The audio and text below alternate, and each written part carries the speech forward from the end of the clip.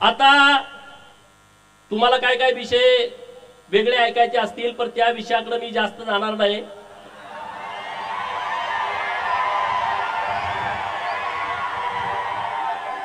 म्हणजे तुम्ही त्या नेमकं त्या विषयासाठी आलाय काय? आज महाराष्ट्रामध्ये आरक्षणाच्या बाबतीमध्ये गंभीर विषय सुरू आहेत। एका बाजूला मराठा समाज आणि दुसऱ्या बाजूला ओबीसी समाज एकमेकाच्या समोर उभा करण्याचा प्रयत्न केला जातोय। या महाराष्ट्रातल्या धनगर समाजाच्या आरक्षणाचा विषय गेल्या अनेक वर्षापासून संघर्षमय सगळी प्रक्रिया सुरू आहे। गेल्या 50-60 वर्षापासून म्हणजे 1956 पासून या महाराष्ट्रातला धनगर समाज जे 36 नंबरला धनगड आहे तिथं धनगरांना एसटीचा दाखला मिळावा यासाठी सातत्याने झगडतोय। मग तेव्हाची नेतृत्व असतील, शिवाजीराव शेंडगे बापू असतील, माननीय अण्णासाहेब डांगे साहेब असतील, माननीय महादेवरावजी जानकर साहेब असतील आणि या सगळ्या आरक्षणाचा मुख्य आयडॉल ज्यांना आपण म्हणतो ते स्वर्गीय बीके कोकरे असतील, तिथून आतापर्यंत आपल्या धनगर समाजाच्या आरक्षणाची लढाई सुरू आहे। आज महाराष्ट्रामध्ये मोठ्या प्रमाणामध्ये आंदोलन सुरू आहे आणि राज्य सरकारकडे आमची सगळ्यांची एकमुखान मागणी आहे की महाराष्ट्रातल्या धनगराच्या पोराच्या हातामध्ये एसटीचा दाखला पडला पाहिजे, ही आमची सर्वांची मागणी आहे।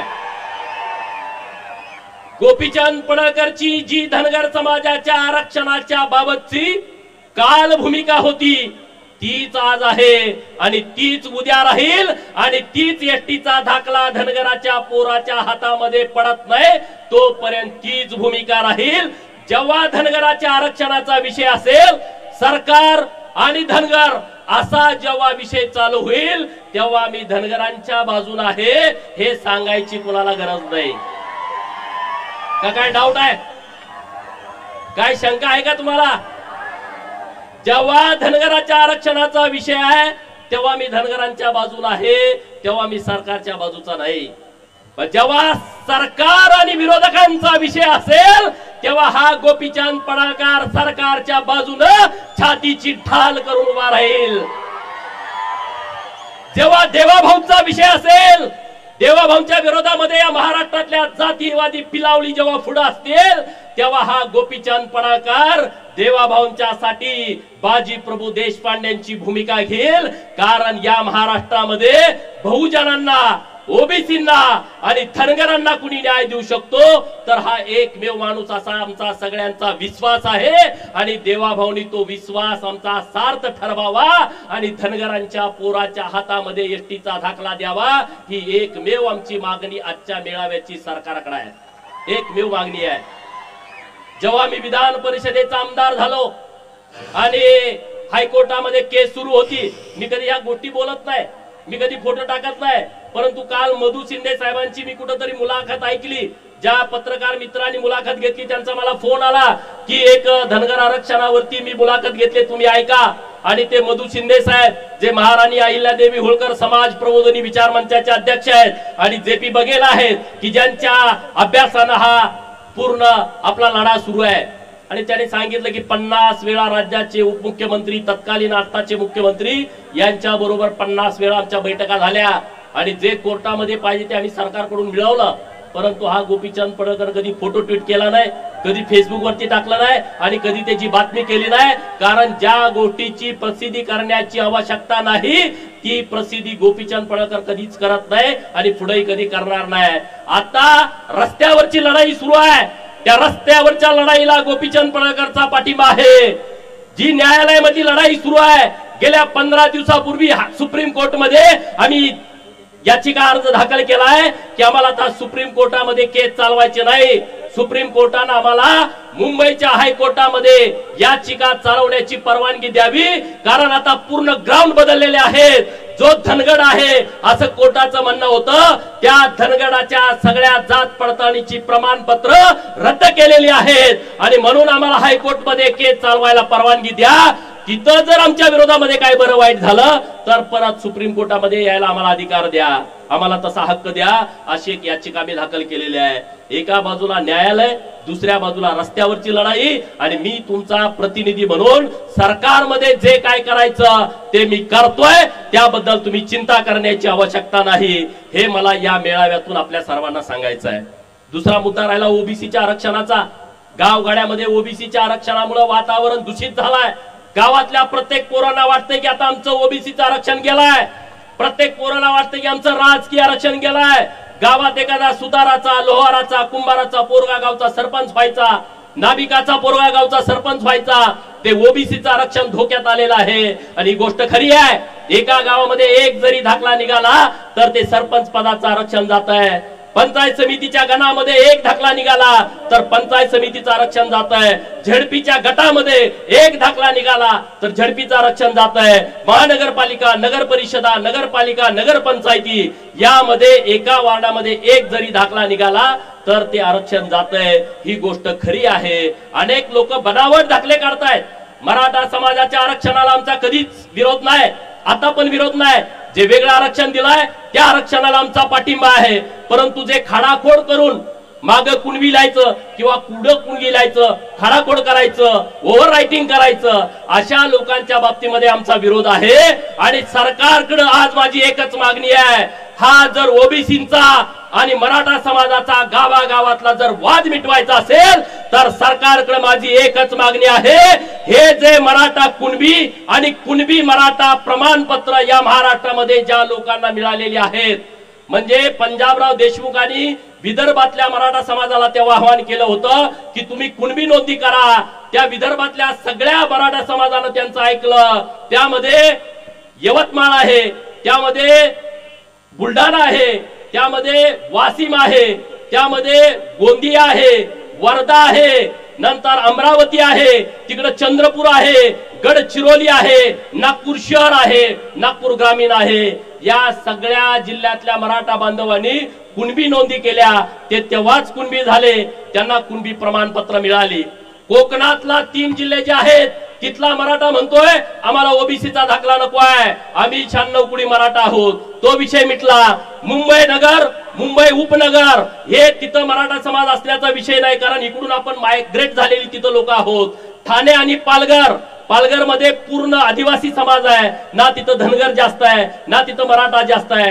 ठाणे जिल्ह्यामध्ये पण तीच परिस्थिती आहे. मग राहिला कुठला? खानदेश. खानदेश मध्ये नंदुरबार जिल्ह्यामध्ये ना मराठा समाजाची संख्या जास्त आहे, ना धनगर समाजाची संख्या जास्त आहे, ना ओबीसींची संख्या जास्त आहे. तिथं आदिवासी बहुल हा नंदुरबार जिल्हा आहे. मग तिथं राहिलं धुळे, तिथं राहिलं नाशिक आणि तिथं राहिलं जळगाव. अलीकडे आलं तर अहिल्यानगर. आणि मराठवाड्यातले हे जिल्हे छत्रपती संभाजीनगर, जालना, परभणी, बीड, लातूर, नंतर हिंगोली, नंतर धाराशिव आणि नांदेड या जिल्ह्यामध्ये मराठा समाज आहे की ज्यांना कुणबीचं प्रमाणपत्र पाहिजे. आणि मग पश्चिम महाराष्ट्रातले जिल्हे राहतात सोलापूर, सांगली, सातारा, पुणे आणि कोल्हापूर. हे जिल्हे नीट समजून घ्या. या जिल्ह्यातल्या ज्या लोकांना ज्यांच्या नोंदी शोधून ज्यांना मराठा कुणबी किंवा कुणबी मराठा हा दाखला दिलेला आहे त्यांचा एक वेगळा प्रवर्ग तयार करा. जसं आता मराठा समाजातल्या नेत्यांचं सुद्धा म्हणणं आहे की आम्हाला राजकीय आरक्षणाची गरज नाही, आमच्या पोराबाळांच्यासाठी शिक्षण आणि नोकरीचं आरक्षण आहे, आम्ही त्याला विरोध करत नाही. शिक्षण आणि नोकरीचा आरक्षणाचा प्रवर्ग वेगळा करा. जसं विजय एनटी आहे, एनटी ब आहे, एनटी क आहे, एनटी ड आहे, तसं मराठा कुणबी, कुणबी मराठा यांच्यासाठीचा एक प्रवर्ग वेगळा करा. त्यांची संख्या मोजा. दाखले किती दिलेत? मी जबाबदारीने बोलतोय, मी कुणाची तरी खोड काढायच्या हिशोबाने बोलत नाही. 0.25% आरक्षण अत्यंत जबाबदारीने बोलतोय. मराठा कुणबी आणि कुणबी मराठा या प्रवर्गासाठी द्या आणि त्यांना नोकरी आणि शिक्षणाचं आरक्षण द्या, राजकीय आरक्षण देऊ नका. हा गावातला वाद विषय संपून जातोय. संपतोय का?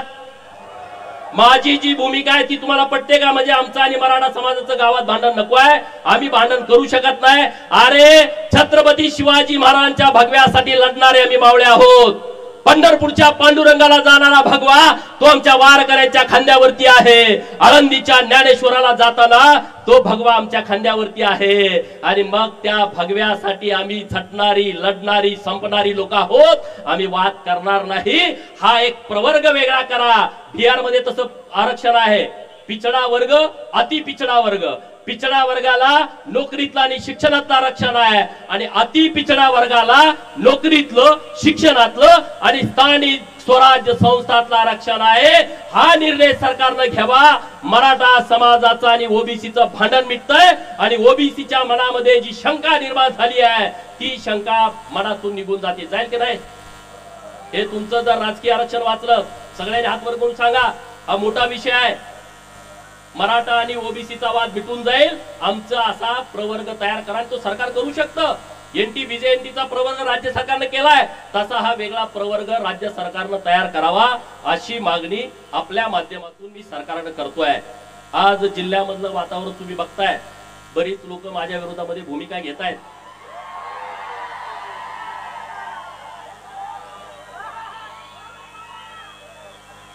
त्यांच्यासाठी मला एक डायलॉग सांगायचा आहे. अरे बड़ी से बड़ी हस्ती मिट गई मुझे झुकाने में बेटा. अरे बड़ी से बड़ी हस्ती मिट गई मुझे झुकाने में बेटा. तू कोशिश भी मत करना, तेरी उम्र जाएगी मुझे गिराने में. अरे तुम्ही सगळेजण गोपीचंदला टार्गेट करताय. गोपीचंदला टार्गेट करण्याचं कारण काय आहे? त्यांना माहित आहे हा लोकांना जागा करतोय. हे त्यांचं सगळ्यात मोठं दुखणं आहे. त्याचं मला लोकांना सगळं समजून सांगते आणि लोक आम्हाला नमस्कार करायची बंद करते. लोक आम्हाला बोकडं कापायची, घरी जेवायला बोलवायची बंद केलं.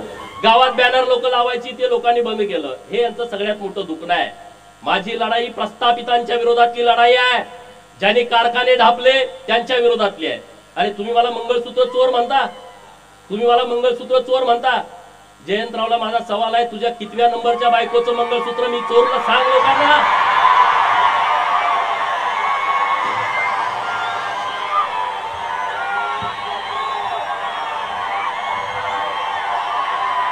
बरोबर ना?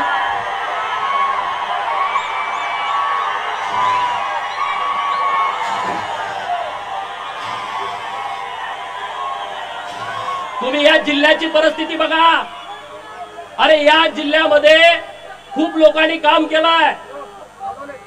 क्रांतिसिंह नाना पाटलांनी काम केलंय. एक स्मारक नाही. क्रांतीवीर नागनाथांना नाईकवडींनी काम केलं. एक स्मारक नाही. अण्णाभाऊ साठेंनी इतकी मोठी क्रांती केली. 1.5 दिवस शिकलेला माणूस वाळवा तालुक्यातला, कुठं स्मारक नाही. हे सगळं बघा. कर्मवीर भाऊराव पाटील जैन समाजाचा माणूस आणि या महाराष्ट्रातल्या बहुजनांना मोफत शिक्षण मिळालं पाहिजे म्हणून त्यांनी स्वतःचं आयुष्य खपून घेतला. अरे कर्मवीर भाऊराव पाटलांच्या मुळे अख्खा महाराष्ट्र उभा आहे. परंतु या जिल्ह्यातल्या प्रस्थापितांना कर्मवीर भाऊराव पाटलांचं आयतवडे गावात सुद्धा स्मारक करावं वाटलं नाही. ही माझी भूमिका आहे. तुमचे कुणाकुणाचे घरातले लोक म्हणजेच जिल्हा म्हणजेच महाराष्ट्र या गोष्टी मी मानत नाही. त्याला वाटतं मी चुकीचं बोलतोय. म्हणे गोपीचंद पडळकरचे संस्कार खराब आहेत. जर प्रस्थापितांनो तुम्हाला वाटत असेल गोपीचंद पडळकरचे संस्कार खराब आहेत, याची मला फिकीर नाही आहे. तुम्हाला काही वाटू दे, त्याचं मला घेणं देणं नाही आहे. त्याचं मला घेणं देणं नाही आहे. अरे हम जमाने का ख्याल नहीं रखते. हम जमाने का ख्याल नहीं रखते. ज्या जमीर न माने वह सलाम नहीं करते. गोपीचंद पडळकर झुकत नाही. हे यांचं सगळ्यात मोठं दुखणं आहे. अरे पण मी विषय मांडतोय त्याच्यावरती बोला ना. मी जे विषय मांडले त्याच्यावरती चर्चा करा ना.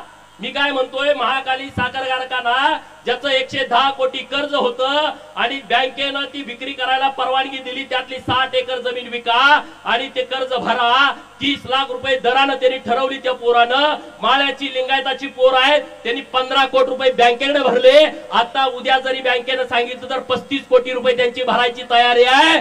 मग तुम्ही तो कारखान्याची जमीन का विकू देत नाही? कारण तुम्हाला अख्खा कारखाना ढापायचा आहे 279 एकराचा. 30 लाखानं दर काढलाय म्हणजे विचार करा. कोर्टाने परवानगी दिली, तुम्ही 60 एकर विका. 60 एकरात कारखाना जिवंत राहतोय. 220 एकर जमीन कारखान्याकडे राहते, कारखाना शिल्लक राहतोय. जयंत म्हणतोय नाही, मला अख्खा ढापायचा आहे.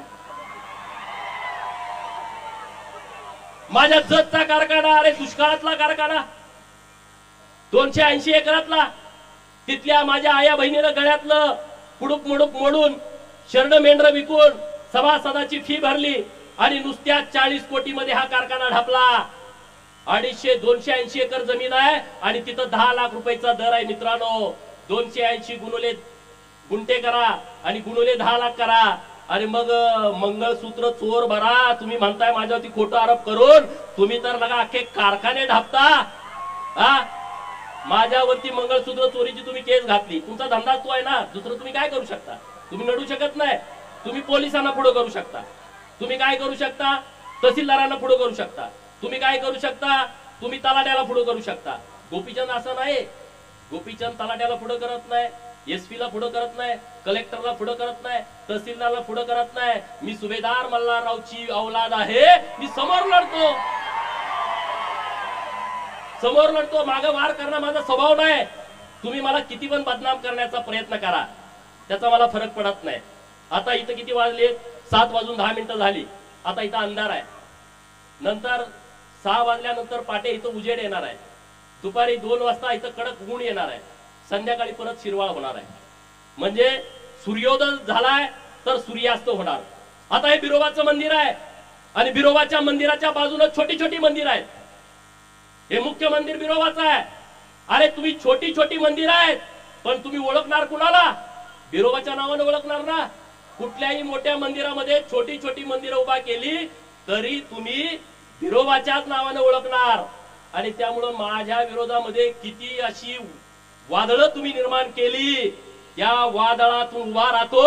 त्याचं नाव गोपीचंद पडळकर आहे. त्याचं नाव गोपीचंद पडळकर आहे. तुम्ही काही करा, त्याचा मला फरक पडत नाही.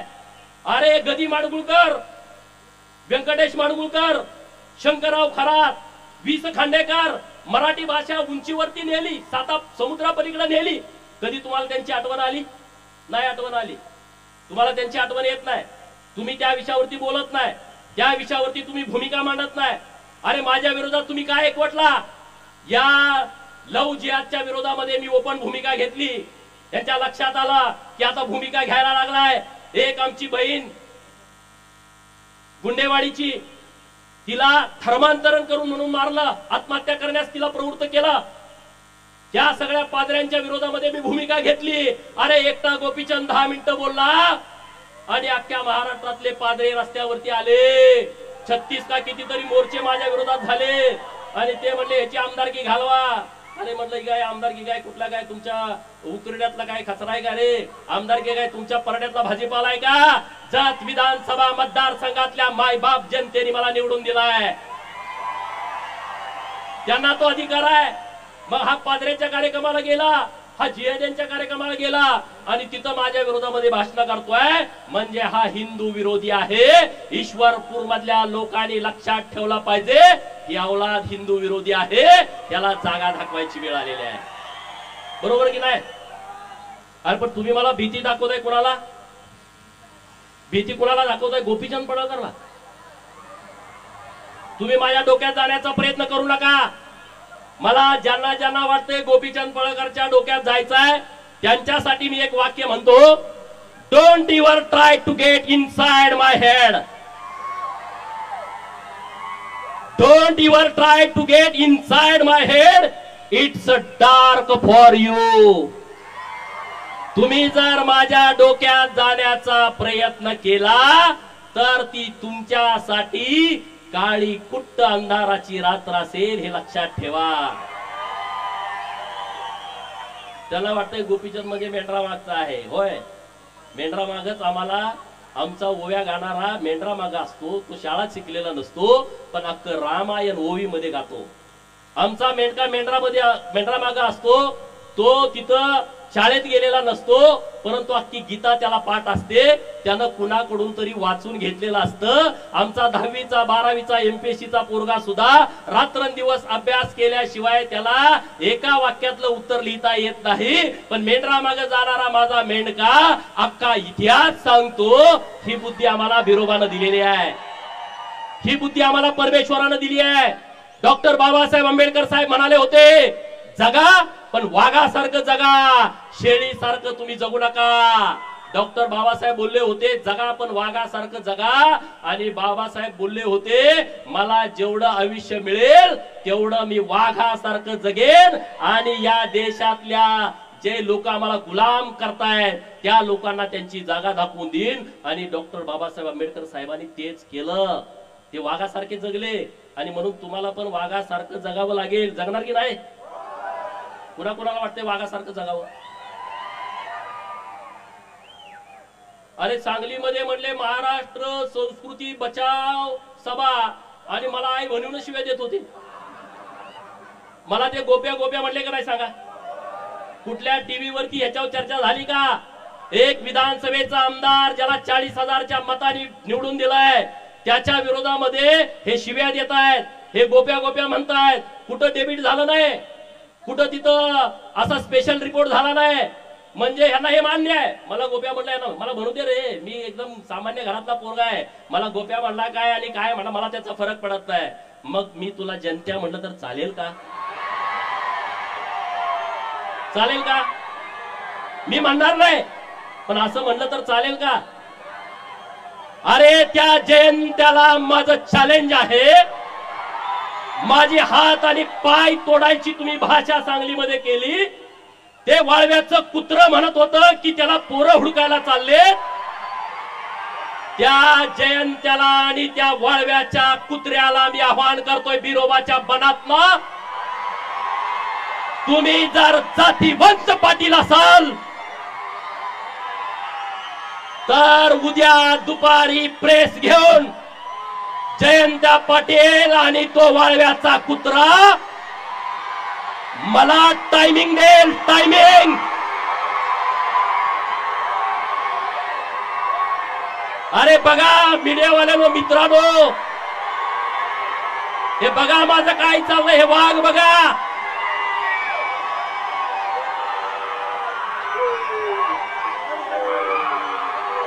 माझं वाक्य पुढचं ऐकून घ्या. जयंत्या आणि वाळव्याच्या कुत्र्यानं उद्या मुंबईमध्ये सांगलीमध्ये प्रेस घ्यायची आणि त्यांनी सांगायचं गोपीचंद पडळकरला ईश्वरपूर मध्ये यायचं की वाळव्यात यायचं, दिनांक वार आणि वेळ मला सांगा, मी तिथं येतो. बरोबर ना? माझ्याकडे पोरं यायची गरज नाही रे, ती तुमच्यात हिंमत नाही डरपोकानो. पण मी तुम्ही सांगाल तिथं येतो, हे मला तुम्हाला सांगायचं आहे. जायचं ना?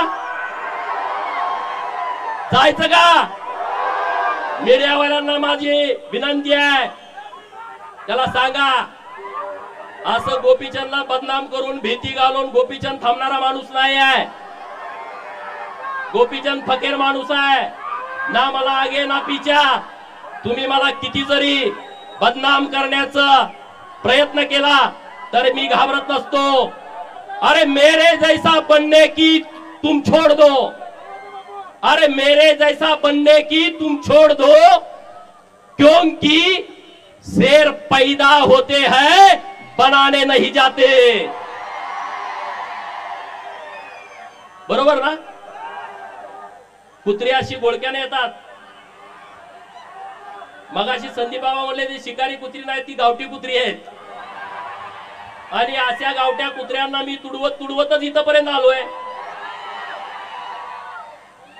अरे या महाराष्ट्रातल्या प्रस्थापितांच्या विरोधामध्ये मी भूमिका घेतो. ज्यांना मी लवत नाही, ज्यांना मी नमत नाही. त्या विधान भवनामध्ये पण गोंधळ झाला, सगळ्यांनी माझ्यावरती टीका. अरे पण एक फडतूस माणूस तिथं विधानसभेच्या आमदारांना एवढ्या गर्दीमध्ये वाकडं बोलतोय, वाईट वाईट बोलतोय, मग त्याच्या काय पाया पडायचं का? त्या तज्ञांनी त्याच्यावर मतच व्यक्त केलं नाही. हे महाराष्ट्रातले तज्ञ स्वतःला समजतात ना, घरात त्यांना बायका जेवायला देत नाहीत पण ते तज्ञ असतात.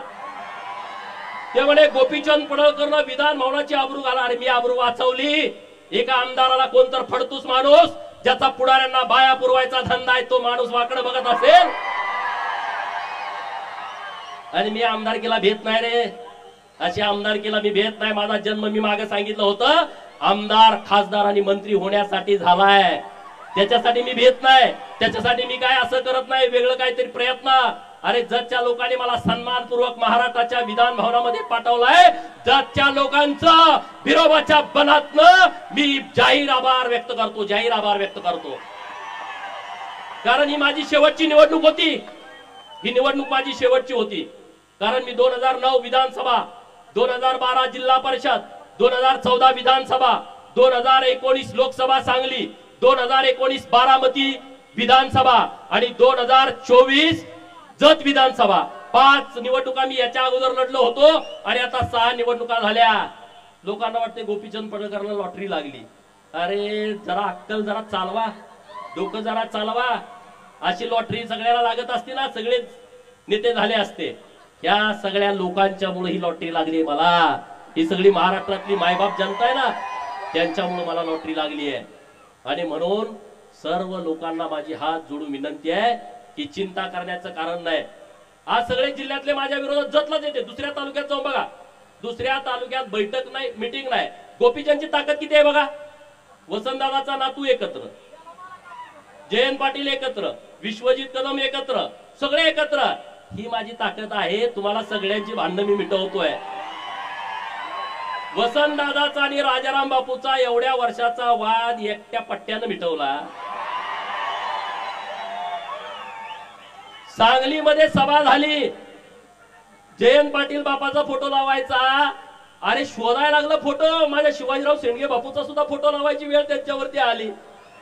नानासाहेब सगळ्यांचा फोटो व्यासपीठावरती, विलासराव शिंदेचा फोटो व्यासपीठावरती, पतंगराव साहेबांचा फोटो व्यासपीठावरती, वसंतदादांचा फोटो व्यासपीठावरती. सगळे हुडकून काढले, त्यांनी फोटो लावले. जयंतराव ही ताकद गोपीचंदची आहे. सगळ्यांचे फोटो लावायला लागले. गोपीचंदला असं समजू नका आणि तुम्हाला काय करायचं ते करा, काय फरक पडत नाही मला. माझा काय बाप आमदार खासदार मंत्री नव्हता, त्यामुळे मला त्याची चिंता नाही. मला चिंता आहे तुमची. कारण एवढा जो अन्याय झालाय, अरे गुलाम केलं तुम्हाला गावामध्ये, गुलाम. साधा सरपंच व्हायला तुम्हाला संघर्ष करायला लावला, गावागावामध्ये झुंजवलं, गावागावामध्ये भांडण लावली. आमदारकी आणि खासदारकीची कधी स्वप्न तुम्हाला बघू दिली नाहीत. तुम्हाला जास्तीत जास्त झडपी, जास्तीत जास्त पंचायत समिती, 1 वर्षाचा सभापती, 1 वर्षाचा जिल्हा परिषदचा अध्यक्ष, आयुष्यभर सांगायचं या समाजाचा अध्यक्ष केला, त्या समाजाचा अध्यक्ष केला. अरे धनगराचा अध्यक्ष झाला असेल, माळी समाजाचा अध्यक्ष झाला असेल, लिंगायत समाजाचा अध्यक्ष झाला असेल, मागासवर्गीय अध्यक्ष झाला असेल. अरे मग त्या छोट्या समाजाचा झडपीचा अध्यक्ष कधी होणार? सुताराचा, लोहाराचा, कुंभाराचा, नाभिकाचा अध्यक्ष कधी होणार? रामोशी समाजाचा पोरगा जिल्हा परिषदचा अध्यक्ष सभापती कधी होणार? आणि मग त्या पालातल्या राहणाऱ्या लोकांची तर अवस्था अत्यंत वाईट आहे, अत्यंत वाईट आहे. आणि म्हणून मी मागच्या दसरा मेळाव्यामध्ये भूमिका घेतली होती की तुम्हाला मोठ्या भावाची भूमिका घ्यायची आहे आणि गावगाड्यातल्या सगळ्या लोकांना बरोबर घेऊन चालायचं आहे. आणि म्हणून महाराष्ट्रातल्या प्रस्थापितांना वाटतंय जी ओबीसीची चळवळ सुरू आहे त्यामध्ये धनगर बाजूला पडला पाहिजे. आणि धनगर लढतोय, धनगर ताकदीने विरोध करतोय. ओबीसीतून तो बाजूला झाला तर ओबीसीची चळवळ मोकळी होईल आणि धनगरांच्या चळवळीला आमचा पाठिंबा आहे असं ते म्हणतायत. अरे कधी तुम्हाला आमचा पुळका आला मित्रांनो? कधी आला तुम्हाला पुळका? आणि म्हणून धनगरांच्या वती 2 जबाबदारी आहेत. एक, धनगरांना एसटीचं आरक्षण मिळवण्यासाठी लढाई करणं आणि दुसरं ओबीसीच्या आरक्षणाचं संरक्षण करणं. अशी दुहेरी जबाबदारी तुमच्यावरती आली आहे, दुहेरी जबाबदारी. आणि त्या जबाबदारीतून तुम्हाला पार पडायचं आहे. मला तुम्हाला आता विनंती करायची आहे, गावागावामध्ये जी पोरं शिकलेत, अधिकारी झालेत, त्यांच्या सत्काराचे कार्यक्रम ठरवा. परवा मी डपळापूरला गेलो, नंदीवाले समाजाची एक पोरगी पोलीस झाली. अख्ख्या समाजात आनंदाचं वातावरण. एक मुलगी पोलीस कॉन्स्टेबल झाली डपळापूर मधली. मला बोलवून घेतलं, अख्खा समाज गोळा झाला होता. मी मागच्या सभेमध्ये सांगितलं, नंदी बैलवाले समाजाचा पोरगा एक PSI झाला, एक PSI. वैदू समाज, अरे तो औषध द्यायचा पूर्वीपासून, अजून अधिकृत एक डॉक्टर त्यांचा झाला नाही. आणि महाराष्ट्रामध्ये एका घरात भाऊ एसपी, बहीण कलेक्टर, भावाची बायको प्रांत, बहिणीचा नवरा कमिशनर, एका घरात 4-4, 5-5, 6-6 लोक अधिकारी आहेत. पिवळ्या दिव्याच्या गाड्या त्यांच्या एका घरात आहेत, 5-5, 6-6. आणि असे समाज आहेत, शेकडो समाज. जबाबदारीने बोलतोय, त्या समाजामध्ये आज मी तुमच्याशी बोलत असताना साधा पोलीस कॉन्स्टेबल नाही, आज मी तुमच्याशी बोलत असताना साधा BMS चा डॉक्टर नाही, साधा BHMS चा डॉक्टर नाही, एखादी नर्स नाही. असे शेकडो समाज या महाराष्ट्रामध्ये आहेत. आणि म्हणून आपली जबाबदारी आहे या समाजाच्या पाठीमागे उभा राहणं, त्यांना जी जमल ती मदत करणं, त्यांना शिक्षणासाठी मदत करणं, त्यांना जगण्यासाठी सहाय्य करणं, आर्थिक व्यवस्था करणं. जिथं जिथं कुठं हे शक्य आहे ते आपण करण्याची आवश्यकता आहे. आता दसरा झाला, 2 दिवसांनी होतोय, दिवाळी येते. माझी तुम्हाला सगळ्याला विनंती आहे, दिवाळीच्या 8 दिवसामध्ये आपल्या घरात जे बनवाल, आपल्या पोराला एक ड्रेस घेतला तर एक ड्रेस त्या पालातल्या पोराला घ्या आणि त्याला जाऊन एक ड्रेस द्या. मित्रांनो, एक लाडूची भरणी घरामध्ये केली आहे, त्यातले 25% लाडू त्या पालातल्या पोराच्या घरी जाऊ द्या, डवऱ्याच्या गडसेच्या पोराच्या घरी जाऊ द्या, हेडव्याच्या पोराच्या त्या मुखामध्ये जाऊ द्या. जो डोंबारी आहे, जो घिसाडी आहे, जो तांबट आहे, जो कुडमुड्या जोशी आहे, जो पिंगळ जोशी आहे, मरियाचा गाडीवाला आहे, कडक लक्ष्मीवाला आहे, हे जे सगळे जे गरीब लोक आहेत ते आपले भाऊ आहेत रे. त्यांना कधी सर्टिफिकेट मिळालं नाही, त्यांना जातीचा दाखला मिळाला नाही, त्यांना आरक्षणाची लढाई काय त्यांना माहित नाही, त्यांना स्वतःचं राहायला घर नाही, घर बांधायचं म्हणलं तर जागा नाही. असे समूह आपल्या महाराष्ट्रामध्ये राहतात. आणि म्हणून त्या भटक्या विमुक्तांची जबाबदारी घेणं हे आपलं सगळ्यांचं कर्तव्य आहे. आणि म्हणून उद्या माझा वाढदिवस आहे, तो वाढदिवस आम्ही साजरा करत नाही. जो मराठवाड्यामध्ये पूर आला, जो सांगोला सोलापूर जिल्ह्यामध्ये पूर आलाय, त्या पूरग्रस्तांच्यासाठी आज माझे मित्र शिवाजीराव डोंगरे साहेब, आम्ही फारुखभाई यांच्या वतीनं 14-15 गाड्या मदत म्हणून आम्ही छोटीशी मदत तिकडे पाठवलेली आहे. उद्या परवा आम्ही आणि जमल ती मदत तिकडे पाठवणार आहे. तुम्हालाही जमल ते वाढदिवसाचा बॅनर लावू नका, जाहिरात देऊ नका, कुठं मला भेटायला येऊ नका, उद्या मी भेटणार नाही, उद्या तुम्ही येऊ नका, हार तुरे फेट्याला पैसे खर्च करू नका. ते सगळे पैसे तिकडे द्या, नसेल तर मुख्यमंत्री सहायता निधीसाठी ते पैसे तुम्ही द्याल ना. उद्या 1 तारीख आहे, चंद्रकांत दादांनी धमाका केलाय, तुमच्या लक्षात आला असेल.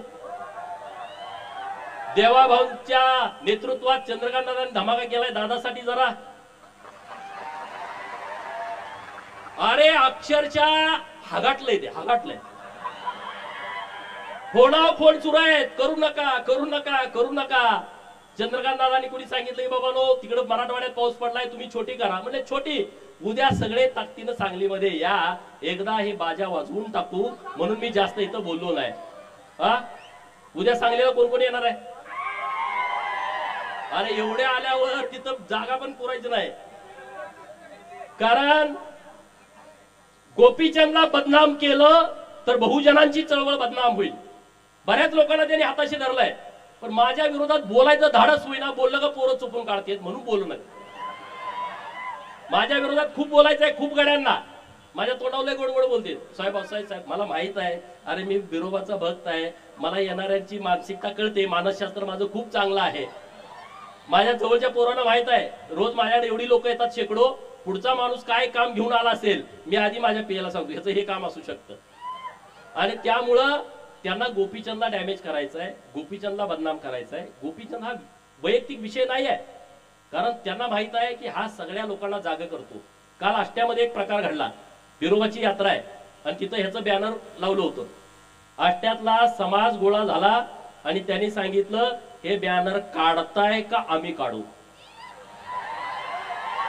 कालची घटना मी सांगतोय, मला हेच पाहिजे हो, मला दुसरं काय नाही. तुम्ही स्वाभिमानी राहावा, कुणाच्या मागे पुढे फिरू नका आणि सन्मानानं फिरला तर तुम्हाला विचारलं पाहिजे सन्मानानं.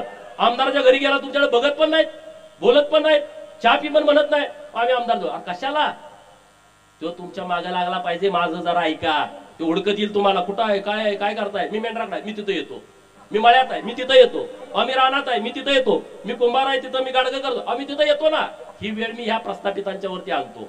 तुम्ही चिंता करू नका. आता जे माझ्या विरोधात फिरतायत ना, त्यांना माझं सांगणं आहे, तुमचा हिशोब 2029 ला बराबर सगळ्यांचा होईल.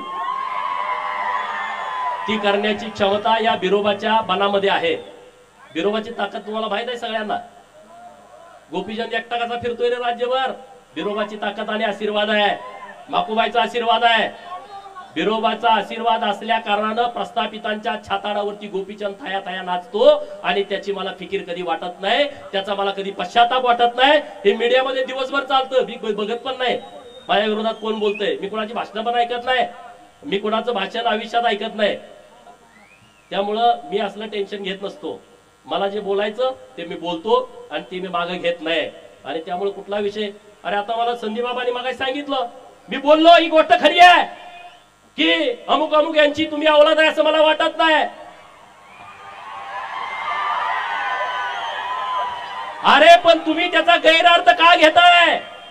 पूर्वी लोक दत्तक पण घेत होती ना जुन्या काळामध्ये. मला वाटलं त्यांच्यासारखा हा नाही, म्हणजे ह्याला काही दत्तक वगैरे घेतला का? पहिली भांड्याव बिंड्याव द्यायची माणसं माहिती आहे तुम्हाला?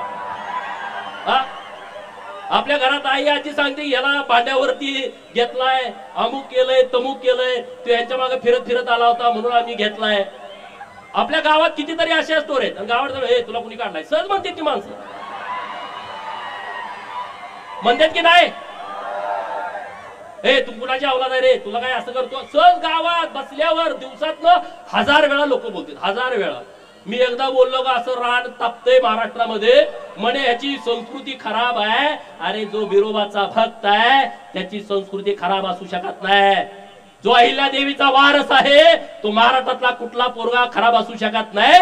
तुमच्या नांग्या ठेचतोय म्हणून मी खराब आहे आणि तुमच्या नांग्या मला ठेचायच्याच आहेत. आता ज्यांचा आरक्षणाचा लय कळवळ आलाय, जे ते उठतोय म्हणतोय धनगर आरक्षणाला आमचा पाठिंबा आहे, धनगर आरक्षणाला आमचा पाठिंबा आहे. तुमच्या बापाचं पत्र घेऊन द्या की रे, देवाभाऊकडे नेऊन द्या की आमचा धनगरांचा पाठिंबा आहे. इकडे धनगरांचं आंदोलन चालू झालं, तिकडे त्याच दिवशी आदिवासी कसं काय आंदोलन करतात रे? कोण आहे त्यांच्या माग? कोण आहे त्यांच्या माग? इकडे आंदोलन सुरू झालं, तिकडे ते 5-25 गोळा झाले, धनगरांना घुसू देणार नाही. कोण करतंय? कुणाच्या जवळची ही माणसं आहेत. आणि इकडे तुम्ही आम्हाला सांगता का रे आरक्षणाचं? धनगर आरक्षण मिळवण्यासाठी धनगर सक्षम आहे आणि तो मिळवेल. ना उमेद होऊ नका, नाराज होऊ नका. अनेक अडचणी त्यामध्ये, ज्या गोष्टी उघड बोलता येत नाहीत, परंतु जे संविधानानं आहे ते मिळवल्याशिवाय या महाराष्ट्रातला धनगर शांत बसणार नाही. आणि ते करत असताना ओबीसीच्या चळवळीला पाठबळ देईल. मराठा समाजाच्या विरोधामध्ये आमची भूमिका नाही, ही काळ्या दगडावरची पांढरी रेग आहे. परंतु कायदा मोडून चुकीच्या पद्धतीनं जर कोणी करत असेल तर त्या गोष्टीला आमचा विरोध आहे, हे आमचं सगळं जग जाहीर आहे. त्यामुळे कुणी असा विरोध करण्याच्या भानगडीमध्ये आम्ही नाही आणि त्यामुळे त्याचा कोणी विचार करू नये. परंतु मी जी सरकारकडे अत्यंत जबाबदारीने मागणी केलेली आहे, हा जर तुम्ही प्रवर्ग वेगळा केला तर मराठा समाजाच्या मुलांना शिक्षण आणि नोकरीतलं आरक्षण मिळेल आणि आमच्या ओबीसीचं गावगाड्यातलं, स्थानिक स्वराज्य संस्थेचं, ग्रामपंचायत, पंचायत समिती, जिल्हा परिषद, नगरपंचायत, नगरपालिका, नगर परिषदा आणि महानगरपालिकेतलं आरक्षण आणि किंवा सहकारी संस्थांमधलं आरक्षण आमचं धोक्यात येणार नाही. आम्ही पूर्ण ताकदीनं असं केल्याच्या नंतर सरकार बरोबर राहू. ओबीसीच्या बाबत अनेक सरकारनं निर्णय घेतलेत, याची आम्हाला जाणीव आहे. ओबीसीचं मंत्रालय स्थापन करणं हे देवाभाऊनी काम केलेलं आहे. ओबीसीच्या मुलांना महाज्योती स्थापन करणं, आज आपल्या पोरांना एमपीएससी करताना, यूपीएससी करताना हॉटेलचं ऍडमिशन हे सरकारच्या माध्यमातून मिळतंय. हे सरकारनं आम्हाला केलंय. प्रत्येक जिल्ह्याला 2 वसतिगृह, 1 मुलींना 1 मुलांना सरकारनं आम्हाला केलंय. 200 मुलांना ऍडमिशन मिळतं. ओबीसीच्या मुलांना वसतिगृहात ज्यांना ऍडमिशन मिळत नाही त्यांना स्वाधार नावाची योजना आणली आहे. तालुक्याला गेला तर 38,000, जिल्ह्याला गेला तर 43,000, विभागीय कार्यालयाच्या ठिकाणी गेला तर 51,000 आणि मुंबई, नवी मुंबई, ठाणे, पुणे, पिंपरी चिंचवड आणि नागपूर या मेट्रो सिटी मध्ये गेला तर आपल्या पोराला 61,000 रुपये मिळतात. ते ओबीसीच्या पण पोराला मिळतात आणि धनगरांच्या पोरांना मिळतात. 600 ओबीसीची मुलं, 600 धनगरांची मुलं. एक ना अनेक योजना सरकारच्या माध्यमातून चालू आहेत. देवाभाऊनी ओबीसींच्या साठी खूप केलाय, पण माझी त्यांना विनंती आहे की ओबीसींचं संरक्षण करणं ही तुमची जबाबदारी आहे. धनगर तुमच्या बाजूला ठामपणे उभा आहे. धनगरांच्या आरक्षणाची अंमलबजावणी करणं ही तुमची जबाबदारी आहे. आम्ही तुमच्या पाठीमागे ठामपणे उभे आहोत. न्यायालयीन लढाईमध्ये सरकारनं, देवाभाऊनी आणि एकनाथ शिंदेनं खूप मदत केलेली आहे. मी तमाम महाराष्ट्रातल्या धनगरांच्या वतीनं तत्कालीन उपमुख्यमंत्री देवाभाऊंचं आणि एकनाथ शिंदे साहेबांचं मनापासून आभार मानतो, कारण 3 वेगवेगळी ॲफिडेव्हिट दिली होती. मंत्र्यानं काल मी मधु शिंदेची मुलाखत ऐकली. मंत्र्यांनी 1 महिना फाईल त्यांच्या कपाटात नेऊन ठेवली होती. ती फाईल काढण्यासाठी या गोपीचंदला किती वेळा जावं लागलं असेल हे मी कधी तुम्हाला सांगितलं नाही, पण मी आणि मधु शिंदे रात्रंदिवस तिथं थांबलो. जेव्हा जेव्हा देवाभाऊंच्याकडे गेलो त्यांनी आम्हाला कधीही नाराजी व्यक्त केली नाही. समाजाची सगळी लोक होती, सगळ्या बैठकीमध्ये होती, मीच होतोय असा विषय नाही.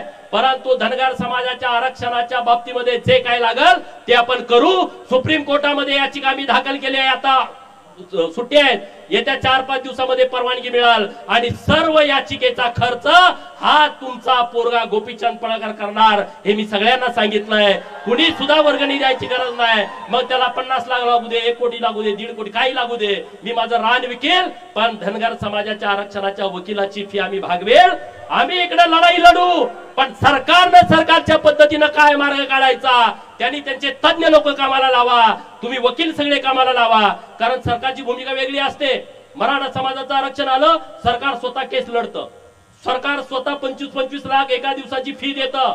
धनगराची लढाई आली, सरकार धनगराच्या विरोधामध्ये असतं, आम्हाला वकील द्यावा लागतो. तिथं गोंड लोकांची केस चालू होती, सरकार विरोधामध्ये गोंड वर्गणी काढतात, हायकोर्टचा निकाल लावून घेतात, सरकार सुप्रीम कोर्टामध्ये जातं. म्हणजे तुम्ही लक्षात घ्या, हे तुमच्या ताकदीवरती सरकार तुमच्या बाजूला राहायचं का विरोधात राहायचं ठरवतं. त्यामुळे तुम्ही सगळे एक व्हा आणि सरकारचा आपल्याला जसं न्यायालयीन लढाईत पाठिंबा होता तशा पद्धतीचा जर पाठिंबा मिळवायचा असेल तर आपल्या सर्वांना सर्व शक्तीनिशी एक व्हायचं आहे.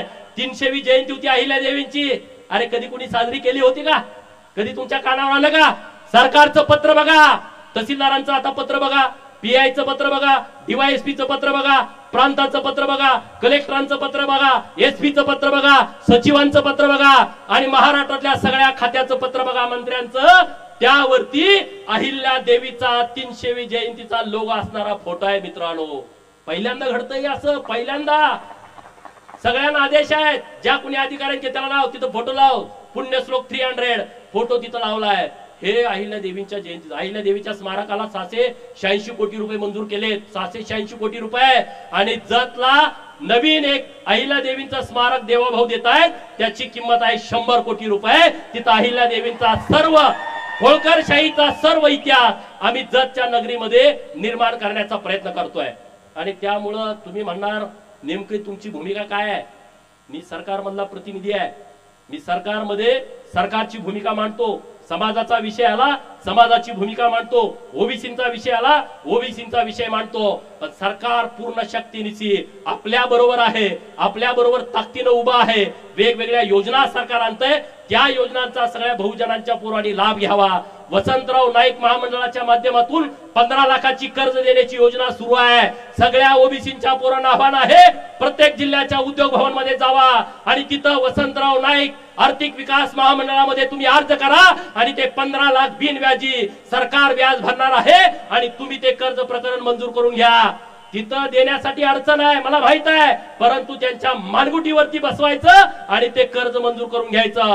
रामोशी समाजासाठी परवा योजना आणली आहे, 5 लाखापर्यंत कर्ज बिनव्याजी, बिन तारण, बिन जामीन सरकारनं आणलंय. या सगळ्या योजनांचा लाभ आपण सगळ्या लोकांनी घ्यावा, एवढं मी तुम्हाला सांगतो. आणि जाता जाता एक वाक्य बोलतो, छलांग तो हम वक्त आने पर लगाएंगे, छलांग तो हम वक्त आने पर लगाएंगे, सारे मोहल्ले तुम खरीद दो, सारे मोहल्ले तुम खरीद दो, हुकूमत हम चलाएंगे, हुकूमत हम चलाएंगे. त्यांना काय करायचे करू द्या, त्यांनी सगळं घेऊ द्या. त्यांना सिंहासनावरती तुम्हालाच बसायचं आहे आणि आपण ते बसायचं, वाजवून सांगून बसायचं. त्यामुळे चिंता करू नका. उद्या सांगलीच्या स्टेशन चौकामध्ये इशारा सभा होणार आहे, त्या सभेला तुम्ही सर्वांनी यावं. विरोबाच्या देवस्थानच्या सर्व अध्यक्षांचं, उपाध्यक्षांचं, सर्व कमिटीचं मी मनापासून आभार व्यक्त करतो। देवस्थानचे सर्व पुजारी यांचं मनापासून आभार व्यक्त करतो। पत्रकार मित्रांचा आभार व्यक्त करतो। आणि तुम्ही आमच्या पाठीमागे पाठबळ दिलं, मला मानपत्र दिलं देवस्थानच्या वतीनं, त्याबद्दल देवस्थानचं मनापासून आभार व्यक्त करतो आणि थांबतो। जय हिंद, जय महाराष्ट्र। पाऊस आलाय, तुम्ही सगळे हळू व्यवस्थितपणे गावात जावा, एवढी तुम्हाला कळकळीची विनंती आहे। शेठ, आपल्याला चांदीची गदा